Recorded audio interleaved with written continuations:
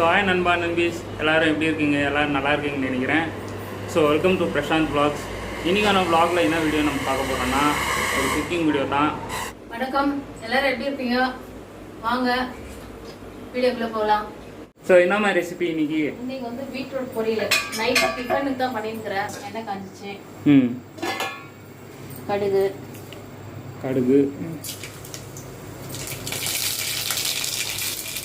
உளுந்து கடலைப்பருப்பு உளுந்து கடலைப்பருப்பு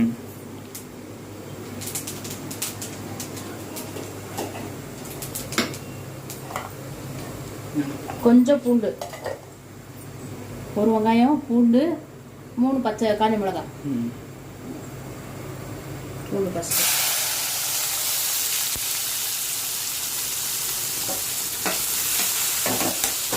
காஞ்ச மிளகாய், வெங்காயம், கருவேப்பிலை கொஞ்சம்,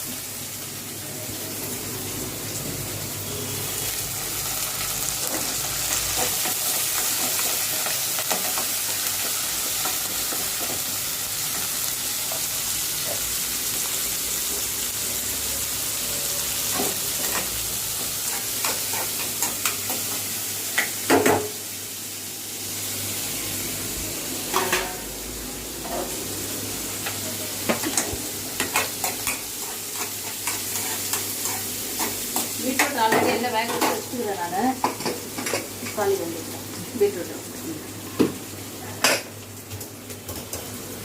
ஆல்ரெடி வேக வச்சு வச்சுக்கிறேன். தாளிச்சிட்டு இதை எடுத்து அதில் கொட்டிட்டு தேங்காய் போட்டு எடுத்து சரியாக போச்சு. எந்த எல்லாமே குயிக் ரெசிபி, சீக்கிரம் ஆகிடும். இது வேக வச்சுட்டா முடிஞ்சது வேலை. அவ்வளோதான், இது கொட்டிடணும் பீட்ரூட்.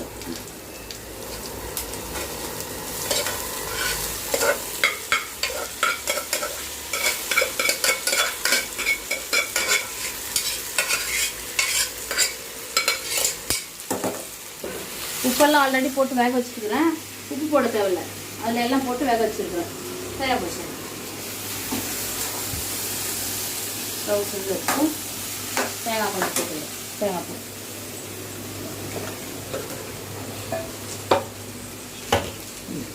தேங்காய் கொஞ்சம் போதும். எவ்வளோ தேவையோ அவ்வளோ தேங்காய்.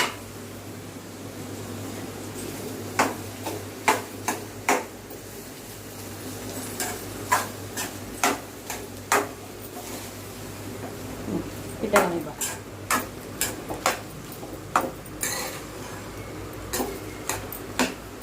அவ்வளோதான், முடிஞ்சது. இது நைட் சப்பாத்திக்கு, இது நைட் டின்னர். அப்புறம் வேற என்னம்மா ரெசிபி? அவ்வளோதானா? இன்னைக்கு இவ்வளோதான். நைட் டின்னருக்கு மட்டும் நான் போட்டுக்கிறேன் பீட்ரூட் பொரியல். ஸோ நண்பா நண்பீஸ் இன்னைக்கான டின்னருக்கான ரெசிபி இதுதான். ஸோ இது வந்து தோசை இல்லை, சப்பாத்திக்கு மட்டும்தான். சப்பாத்தி பூரி இது ரெண்டுத்துக்கும் காம்பினேஷன் நல்லா இருக்கும். ஸோ நீங்களும் வீட்டில் ட்ரை பண்ணி பாருங்க, எப்படி இருக்குன்னு கீழே கமெண்ட் பாக்ஸில் கமெண்ட் பண்ணுங்க. கைஸ், நீங்கள் நிறைய பேர் வந்து சப்ஸ்கிரைப் பண்ணாமல் பார்க்குறீங்க. கொஞ்சம் தயவு செய்து கொஞ்சம் சப்ஸ்கிரைப் பண்ணிட்டு பாருங்க. அடுத்ததான் நான் செய்ய போகிறது கொத்தரங்காய் துவையல். இதுக்கு என்ன தேவைன்றத இன்னைக்கு சொல்கிறேன். பூண்டு, ஒரு பூண்டு, காஞ்ச மிளகாய் 4, புளி, வெங்காயம், தேங்காய், கருவேப்பிலை, இவ்வளோதான். இப்போ எண்ணெய் ஊற்றிடலாம். கடாயை வச்சாச்சு, எண்ணெய் ஊற்றிடலாம். இப்போ கடலைப்பருப்பு போடணும். கடலைப்பருப்பு, உளுத்தம்பருப்பு. கடலைப்பருப்பு இவ்வளோ, ஒரு ஸ்பூன். உளுந்து, இது இதாகணும், ஃப்ரை ஆகணும். சொல்லு. அவ்வளோதான், இன்னும் ஃப்ரை ஆயிடுச்சு. அப்புறம் இதை போடணும். இப்போ அடுத்ததான் பூண்டு, காஞ்ச மிளகாய், வெங்காயம், ஒரு வெங்காயம், கருவேப்பிலை,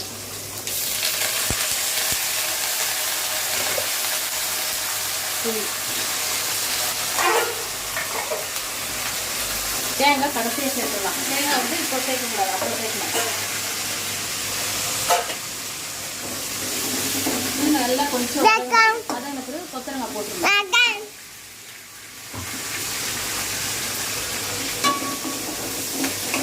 கொஞ்சம் மஞ்சள், சின்ன ஸ்பூன்ல ஸ்பூன் மஞ்சள்.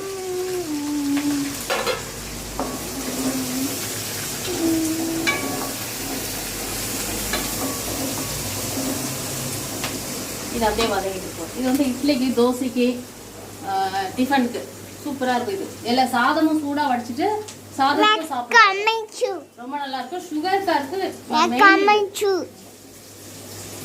இப்போ இது வந்து சுகர்காருக்கு ரொம்ப நல்லது கொத்தரங்காய். அதனால சும்மா ஒரே பொரியல் அப்படி இப்படி பண்றது இந்த மாதிரி துவையில அரைச்சிட்டு டிஃபன் கொடுத்தோம்னாக்கா ரொம்ப நல்லது உடம்புக்கு. எடுத்துக்கலாம், நைட்டுக்கு எடுத்துக்கலாம் அவங்களுக்கு. இப்போ தேங்காய் சேர்க்கணும். தேங்காய் போட்டு இந்த கொத்தரங்காய் அரைச்சி அதில் போட்டுருவோம். இப்போ இது எல்லாம் எண்ணெயில் நல்லா வதங்கணும்.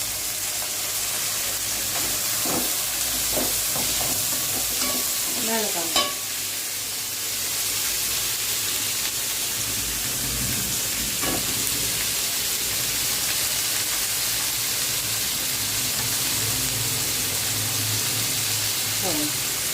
கொஞ்சம் காய்க்கு எவ்வளோ தேவையோ அவ்வளோ உப்பு, அவ்வளோதான்.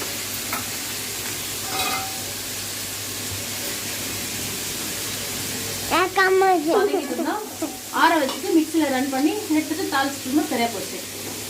கொத்தரை ரெடி. கிட்ட காமிச்சிட்டா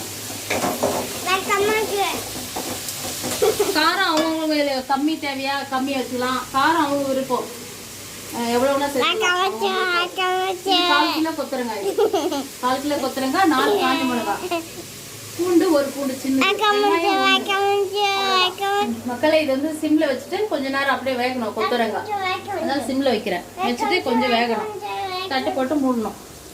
காய் வந்து வேகணும் எண்ணெயில, அதனால மூடி ரெடி. வதங்கிச்சு. கிட்ட எப்படி வதங்கிடுது, இந்த அளவுக்கு வதங்கினா போதும், கரெக்டா இருந்தது. இப்போ இதை வந்து ஆற வச்சுட்டு மிக்சியில் ரன் பண்ணோம், அவ்வளோதான்.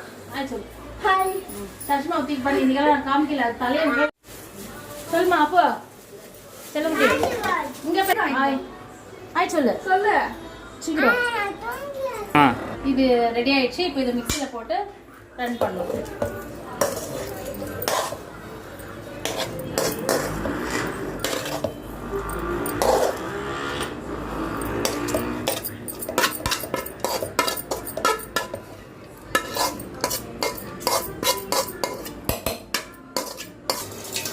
கொஞ்சம் இதை அப்படியே அழைச்சி தண்ணி அதில் ஊற்றிடலாம், அவ்வளோதான்.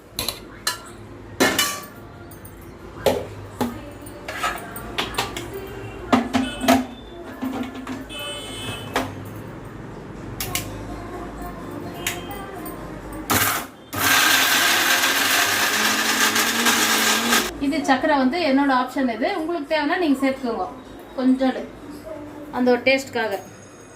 சக்கரை இது ஆயிடுச்சு, ரெடி ஆயிடுச்சு. இது இப்போ இதை இதில் ட்ரான்ஸ்ஃபர் பண்ணிக்கிறேன். போட்டு இதில் தாளிப்பு கொடுக்கணும். 1/4 கிலோ கொத்தரங்காய் வாங்கினா இப்போ ஒரு 5 பேர் சாப்பிட்லாம். சூப்பராக இருக்கும் டேஸ்ட். இது கொஞ்சம்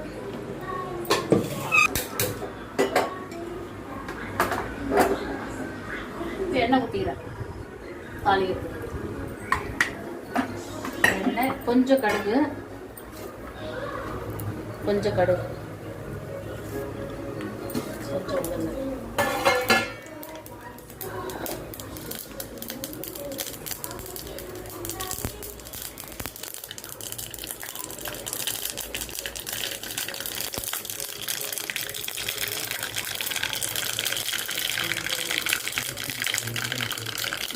கடுகு வெடிச்சாச்சு. இப்போ உளுந்து, கொஞ்சம் உளுந்து,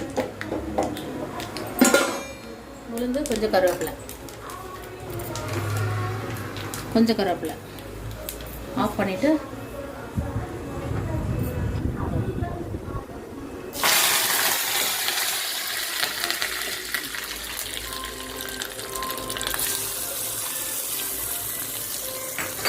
ரெடி. இட்லி, தோசை, டிஃபனுக்கு எல்லாத்துக்கும் நல்லா இருக்கும். சாப்பாடு சுட சாதம் வடிச்சிட்டு இதை சாப்பிடலாம். தோசை இட்லி அவங்க விருப்பம் எதோட சாப்பிடலாம். அதெல்லாம் எல்லாத்துக்கும் யூஸ் ஆகும் இது. இது மெயினாக இது சுகர் பேஷண்ட்டுக்கு ரொம்ப நல்லது இல்லையாம்மா? ஆமாம், சுகர் பேஷண்ட் மட்டும் இல்லை, நார்மலாகவே நம்ம எடுத்துக்கணும்னா. ஸ்பெஷலாக நான் சொல்றது என்னன்னா அவங்களுக்கு வெஜிடபிள் பொரியல் அது இது பண்ணுறது இந்த மாதிரி செஞ்சு கொடுத்தா கொஞ்சம் அவங்க டிஃப்ரெண்ட்டாக சாப்பிடுவாங்க, விரும்பி சாப்பிடுவாங்க. இப்போ களி பண்ணுறாங்க, அவங்க களி சாப்பிட்றவங்களா இருக்கலாம், அதுக்கும் இது சூப்பராக இருக்கும். இது இன்னும் அதனால் இது ரொம்ப நல்லது உடம்புக்கு. இந்த வீடியோ பிடிச்சிருந்தா உங்களுக்கு லைக் பண்ணுங்க, ஷேர் பண்ணுங்க, சப்ஸ்கிரைப் பண்ணுங்க மக்களே. இது இட்லிக்கு எவ்வளோ சூப்பராக இருக்குதுன்னு நான் சொல்கிறேன். சூப்பராக இருக்கு. நீங்கள் இது ட்ரை பண்ணி பார்த்துட்டு எனக்கு கமெண்ட் பண்ணுங்க. ஸோ நண்பா நண்பீஸ், இப்போது எங்கள் அம்மா செஞ்ச இந்த கொத்தவரங்காய் துவையலை நான் சாப்பிட்டு பார்த்து எப்படி இருக்குன்னு சொல்கிறேன்.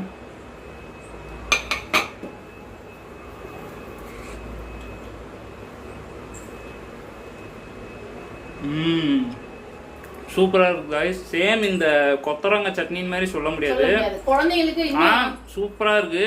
இது கொத்தவரங்காய் சாப்பிடாதவங்க இப்படி நீங்கள் பண்ணி கொடுத்தீங்கன்னா இன்னும் சூப்பராக இருக்கும். சொல்லுமா. இப்போ இந்த சட்னி வந்து குழந்தைங்க வந்து கொத்தவரங்காய் வந்து சாப்பிட மாட்டாங்க. அதனால என்ன பண்ணலாம், இந்த மாதிரி சட்னி பண்ணி கொடுத்தோம்னாக்கா குழந்தைங்க விரும்பி சாப்பிடுவோம். காரம் கம்மி பண்ணிடுங்க. இது ரொம்ப நல்லா இருக்கும். கொடுத்து பாருங்க குழந்தைங்களுக்கு, உடம்புக்கும் ரொம்ப நல்லது. இது நல்ல இது. சரிம்மா, அடுத்த வீடியோல மீண்டும் சந்திப்போம்.